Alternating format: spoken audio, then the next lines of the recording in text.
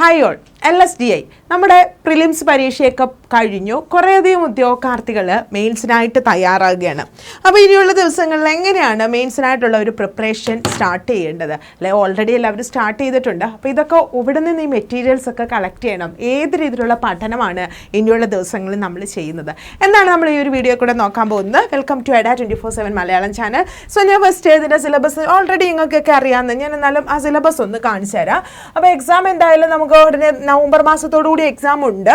അപ്പോൾ ഈ സിലബസിനകത്തിൽ നമ്മൾ ജസ്റ്റ് ഇപ്പോൾ സിലബസ് ഒന്ന് ഇല്ല നോക്കുമ്പം നമുക്ക് മനസ്സിലാവുന്നത് 2 പാർട്ടായിട്ടാണ് എക്സാം. അപ്പോൾ first part general studies 100 mark, second part fundamentals of local governance and development എന്ന് പറഞ്ഞിട്ട് 100 മാർക്കും ഉണ്ട്.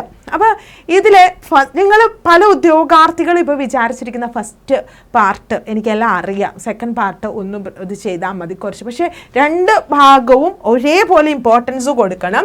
അപ്പോൾ നമുക്ക് എവിടെ നിന്നൊക്കെയാണ് ഇതിൻ്റെ സോഴ്സുകളൊക്കെ കിട്ടുന്നത്? അപ്പോൾ സിലബസിൽ ഫസ്റ്റ് പാർട്ടിൽ ഹിസ്റ്ററിയും ജോഗ്രഫിയും കോൺസ്റ്റിറ്റ്യൂഷനും life science and public health, physics, chemistry, then current affairs, maths, English, Malayalam, ഇത്രയാണ് നമ്മുടെ ഫസ്റ്റ് പാർട്ടിൽ വരുന്നത്. സെക്കൻഡ് പാർട്ടിലും അതുപോലെ. അപ്പം നമ്മൾ ഫസ്റ്റ് പാർട്ടിലേക്ക് പോകുമ്പോൾ ഇവിടെ കേരള തന്നിട്ടുണ്ട്. ഇത് നമ്മൾ ഓൾറെഡി 10 മാർക്കുണ്ട് ഹിസ്റ്ററിയിൽ. അപ്പോൾ ഫസ്റ്റ് പാർട്ടിലെ ഹിസ്റ്ററിയിൽ 10 മാർക്കുള്ള അപ്പം ഇതിനകത്തിൽ മിഡീവൽ ഇല്ല. അത് നമ്മുടെ പ്രിലിംസിൻ്റെയും മെയിൻസിൻ്റെയും സിലബസ് തമ്മിലുള്ള വ്യത്യാസമാണ്. മിഡീവൽ നിങ്ങൾക്ക് തന്നിട്ടില്ല ഇവിടെ. നമ്മുടെ യൂറോപ്യൻസിൻ്റെ ഇതും ട്രാവൻകൂർ ഡൈനാസ്റ്റിയും ഒക്കെ ഉണ്ട്. അതാണ് അവിടെ ഒരു വ്യത്യാസം വന്നത്. ജോഗ്രഫി സെയിം അത് തന്നെയാണ്. കോൺസ്റ്റിറ്റ്യൂഷൻ ഇവിടെ 15 മാർക്കുണ്ട്. കോൺസ്റ്റിറ്റ്യൂഷനുമായിട്ട് റിലേറ്റ് ചെയ്തിട്ടുള്ള വേറൊരു പാർട്ട് നമുക്ക് പേപ്പർ 2-ലും വരുന്നുണ്ട്. അതുകൊണ്ട് കോൺസ്റ്റിറ്റ്യൂഷൻ വളരെ ഇമ്പോർട്ടൻ്റ് ആയിട്ട് നമ്മൾ പഠിക്കേണ്ട ഒരു ഭാഗമാണ് കോൺസ്റ്റിറ്റ്യൂഷൻ. ഇവിടെയും 15, അപ്പുറത്തെ സൈഡ് പേപ്പർ 2-ൽ വരുമ്പോൾ ഏകദേശം 15 മാർക്കിന് അടുത്തുണ്ട്. ദാറ്റ് ഈസ് എറൗണ്ട് ഒരു 30 മാർക്സിനടുത്ത് നിങ്ങൾക്ക് സ്കോർ ചെയ്യാൻ പറ്റുന്ന ഏരിയ ആണ് കോൺസ്റ്റിറ്റ്യൂഷൻ. ഫണ്ടമെൻ്റൽ റൈറ്റ്സ് ഇങ്ങനെ നോക്കുമ്പോൾ വലുതായിട്ട് കാണുന്നതേ ഉള്ളൂ, നമ്മൾ പഠിച്ച ഭാഗങ്ങളാണ്. പിന്നെ നിങ്ങൾക്ക് അടുത്തതായിട്ട് വരുന്നത് ബയോളജിയാണ്. ബയോളജി എന്ന് വെച്ച് കഴിഞ്ഞാൽ ഫിസിക്സ്, കെമിസ്ട്രി, ബയോളജി നമ്മൾ പ്രിലിംസിന് പഠിച്ചിട്ടില്ല. അപ്പോൾ ഇവിടെ വരുമ്പം നമുക്ക് ബയോളജി ഉണ്ട്. അപ്പോൾ ഇത് ചില കുട്ടികൾക്കൊക്കെ, കാരണം ബയോളജി നമ്മളൊരു 10th ലെവൽ എക്സാമിന് പ്രിപ്പയർ ചെയ്യുന്ന ഒരു ലാഘവത്തോടെ നമ്മൾ സയൻസ് സബ്ജക്റ്റിനെ കാണാൻ പോകേണ്ട. +1 +2 ടെക്സ്റ്റ് ബുക്കുകളും ഒക്കെ നല്ല രീതിയിൽ പഠിക്കേണ്ടതായിട്ടുണ്ട്. അപ്പോൾ നിങ്ങൾക്ക് ഒട്ടും അറിയാൻ വയ്യാത്തവരാണെങ്കിൽ കുറച്ച് സെലക്ട് ചെയ്ത ഏരിയാസ് ഞാൻ പറഞ്ഞുതരാം. Basic facts of human body അത് നമ്മൾ പഠിക്കണം. വൈറ്റമിൻസ്, കമ്മ്യൂണിക്കബിൾ ഡിസീസ്, അതായത് കൂട്ടത്തിൽ നമുക്ക് മാർക്ക് ഫിസിക്സ്, കെമിസ്ട്രി, ബയോളജിയിൽ നമുക്ക് മാർക്ക് സ്കോർ ചെയ്യാൻ പറ്റുന്നത് ഏറ്റവും കൂടുതൽ ബയോളജി തന്നെയാണ്. അപ്പം നമ്മുടെ മനുഷ്യ ശരീരത്തെക്കുറിച്ചുള്ള പൊതു അറിവും അതുപോലെ വൈറ്റമിൻസും അതിൻ്റെ ഡെഫിഷ്യൻസി, ഡിസീസും കേരളത്തിലെ ആരോഗ്യക്ഷേമ പ്രവർത്തനങ്ങൾ ഓരോ പദ്ധതികളും പഠിക്കുമ്പം കറണ്ട് അഫയേഴ്സ് റിലേറ്റ് ചെയ്തിട്ടുള്ള പദ്ധതികൾ കുറച്ചും കൂടെ പ്രാധാന്യം കൊടുത്ത് നമുക്ക് പഠിക്കാം. അതേപോലെ തന്നെ നമ്മുടെ രോഗങ്ങളും രോഗകാരികൾ, അപ്പോൾ ആ ഒരു ഏരിയാസൊക്കെ നല്ലതായിട്ട് പഠിക്കുക. കാരണം +1 +2 ടെക്സ്റ്റ് ബുക്ക് പലവർക്കും ബുദ്ധിമുട്ടായിരിക്കും. ഫിസിക്സും കെമിസ്ട്രിയും വരുമ്പോഴാണ് പ്രശ്നം. നമ്മൾ അവിടെ ഫിസിക്സും കെമിസ്ട്രിയും പഠിച്ചിട്ടില്ലാത്തത് കൊണ്ടാണ് നിങ്ങൾക്ക് ആ ബുദ്ധിമുട്ട് വരുന്നത്. അപ്പോൾ ഏറ്റവും കോമൺ ആയിട്ട് ചോദിക്കുന്നത് നമ്മുടെ ആവർത്തന പട്ടികയും അതുപോലെ ഹൈഡ്രജൻ, ഓക്സിജൻ, ആറ്റവുമായി ബന്ധപ്പെട്ട കാര്യങ്ങൾ, ചലനം, ശബ്ദം, അങ്ങനെ കുറച്ച് കോമൺ ടോപ്പിക്സ് തൽക്കാലം പഠിച്ചു വെക്കുക. അത്രേ പറയാൻ പറ്റുള്ളൂ. കാരണം ഇത് കുറച്ചും കൂടി അഡ്വാൻസ്ഡ് ലെവലിലുള്ള ചോദ്യങ്ങൾ നിങ്ങൾ ആ ഒരു സയൻസ് ഭാഗത്ത് നിന്ന് പ്രതീക്ഷിക്കാം. അഡ്വാൻസ്ഡ് അല്ല, നമ്മൾ SCRTയും NCERTയും നോക്കണം 5ാം ക്ലാസ് തൊട്ട് 10ാം ക്ലാസ് വരെ. +1 +2 ടെക്സ്റ്റ് ബുക്കും ഇത്രയും കാര്യങ്ങൾ നല്ല രീതിയിൽ റെഫർ ചെയ്തെങ്കിൽ മാത്രമേ ഇതിൽ നിന്നൊക്കെ വരുന്ന ക്വസ്റ്റ്യൻസ് നമുക്ക് ആൻസർ കൊടുക്കാനായിട്ട് പറ്റുള്ളൂ. അപ്പം നമ്മൾ ഒരു റാങ്ക് ഫയലിനെ അല്ലെങ്കിൽ ഏതെങ്കിലും ഒരു യൂട്യൂബ് ചാനലിനെ മാത്രം ബേസ് ചെയ്തുള്ള പഠനമാകരുത്. SCRTക്കും NCERTക്കും +1 +2 വരുമ്പോൾ ഒരു ടെക്സ്റ്റ് ബുക്കുകൾ നിങ്ങൾക്ക് അറിയാവുന്ന കാര്യമല്ലേ.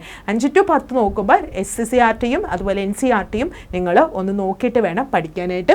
പിന്നെ മാത്സ്, ഇംഗ്ലീഷും മലയാളം വരുമ്പോൾ നമ്മൾ പ്രിലിംസിൽ പഠിച്ച അതേ ഏരിയാസൊക്കെ തന്നെ ഉള്ളൂ. വലിയ ബുദ്ധിമുട്ടില്ലാതെ തന്നെ പോകും തോന്നുന്നു. മാക്സിമം പ്രീവിയസ് ക്വസ്റ്റ്യൻസ് ഡിഗ്രി ലെവലിൽ PSC നടത്തിയിട്ടുള്ള ക്വസ്റ്റ്യൻസിൻ്റെയൊക്കെ ഇംഗ്ലീഷ്, മാത്സ്, മലയാളം ക്വസ്റ്റ്യൻ പേപ്പറുകളൊക്കെ നിങ്ങൾ പ്രാക്ടീസ് ചെയ്യുക. അടുത്തത് നമുക്ക് വളരെ ഇമ്പോർട്ടൻ്റ് ആയിട്ടുള്ള ഒരു ഭാഗമാണ് സെക്കൻഡ് പാർട്ട്. ഇന്ത്യ പൊളിറ്റി എന്ന് 15 മാർക്ക്, എക്കണോമിക്സ് എന്ന് 15, റൂറൽ ഡെവലപ്മെൻറ്റ് എന്ന് 15, ഡിസെൻട്രലൈസേഷൻ 15, സെൻട്രലൈസ്ഡ് പ്ലാനിങ് 12, അങ്ങനെ എല്ലാം കൂടെ ഏകദേശം ഒരു 100 മാർക്കാണ് പാർട്ട് 2-ൽ നിന്ന് വരുന്നത്. അപ്പോൾ ഇത് ഇത്തിരി കുറച്ച് ബുദ്ധിമുട്ടുള്ള ഒരു ഭാഗമാണ്. അപ്പോൾ ഇതെങ്ങനെ ക്ലിയർ ചെയ്യണം എന്നൊക്കെയുള്ള ഡൗട്ടിൽ നിൽക്കുന്നവർക്കായിട്ട് നമ്മൾ EDA 24/7 മലയാളവും LSDയുടെ ബാച്ച് ആരംഭിക്കുകയാണ്. അപ്പോൾ ഞാൻ പറഞ്ഞു പാർട്ട് 1ഉം പാർട്ട് 2ഉം ഒരേ ഇമ്പോർട്ടൻ്റ് ഇമ്പോർട്ടൻസ് ഒരേ പ്രാധാന്യം കൊടുത്തു വേണം നമ്മൾ പരീക്ഷയ്ക്ക് പോകാനായിട്ട് തയ്യാറെടുക്കാനായിട്ട്. അപ്പോൾ കോഴ്സ് പർച്ചേസ് ചെയ്യാൻ താല്പര്യമുണ്ടെങ്കിൽ നേരെ ഗൂഗിളിൽ പോയി അഡ 24/7 മലയാളം ഫസ്റ്റ് ലിങ്ക് ഇതാ നമ്മുടെ പ്രോഡക്റ്റിൻ്റെ ലിങ്ക്, ഇവിടെ നമ്മുടെ പ്രോഡക്റ്റ് ഒക്കെ വരും. ഇവിടെ നമ്മുടെ LSGI ബാച്ച് കാണാം, ജസ്റ്റ് ഒന്ന് റോൾ ചെയ്ത് പോവുക. അവിടെ നമ്മുടെ ബാച്ചുണ്ട്, ബാച്ചിൻ്റെ പേര് മറക്കണ്ട, ലക്ഷ്യം LSGI ബാച്ച്. അപ്പോൾ ഇവിടെ നമ്മൾ ബൈ നൗ കൊടുക്കുക. ബൈ നൗ കൊടുക്കുമ്പോൾ നിങ്ങളൊരു ഡിസ്കൗണ്ട് കോഡ് ചോദിക്കും, കോഡ് Y362 Y362 എന്ന കോഡ് ഉപയോഗിക്കുക. അപ്പോൾ 499 രൂപ ഡിസ്കൗണ്ടും പോയിട്ട് 2440 രൂപയാണ് കോഴ്സിൻ്റെ ഫീ. നിങ്ങളുടെ പേരും ഫോൺ നമ്പറും ഒക്കെ ഫിൽ ഡീറ്റെയിൽസിൽ കൊടുക്കുക, 3ാമത് പേയ്മെൻറ്റ് കൊടുക്കാം. അങ്ങനെ നിങ്ങൾക്ക് ഈ ഒരു കോഴ്സ് പർച്ചേസ് ചെയ്യാൻ പറ്റും. അപ്പോൾ താല്പര്യമുള്ളവർ പർച്ചേസ് ചെയ്യുക. താല്പര്യമുള്ളതിന് നിങ്ങൾ പർച്ചേസ് ചെയ്തതിന് ശേഷം നിങ്ങളുടെ പർച്ചേസ് ചെയ്ത കോഴ്സ് കാണാനായിട്ട് ആപ്പ് ഇൻസ്റ്റാൾ ചെയ്യണം. ആപ്പിൽ 2ാമത് സ്റ്റേറ്റ് എക്സാം ഉണ്ട്, അവിടെ 3ാമത് കേരളയിൽ നമ്മുടെ പേരും ഫോൺ നമ്പറും ഒക്കെ കൊടുത്തിട്ട് നിങ്ങൾക്ക് ജോയിൻ ചെയ്യാം. മൈ കോണ്ടൻറ്റിൽ പർച്ചേസ് ചെയ്ത കോഴ്സ് ഉണ്ടാവും. അപ്പോൾ അങ്ങനെ നിങ്ങൾക്ക് കോഴ്സ് കാണാവുന്നതാണ്.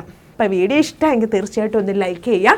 ഈ പരീക്ഷയുമായിട്ട് ബന്ധപ്പെട്ട ഒരുപാട് കാര്യങ്ങൾ നമ്മുടെ ചാനലിൽ അവൈലബിൾ ആണ്. അതിനായിട്ട് ചാനൽ സബ്സ്ക്രൈബ് ചെയ്യാൻ മറക്കരുത്. വീണ്ടും വേറൊരു വീഡിയോ ആയിട്ട് കാണാം. താങ്ക്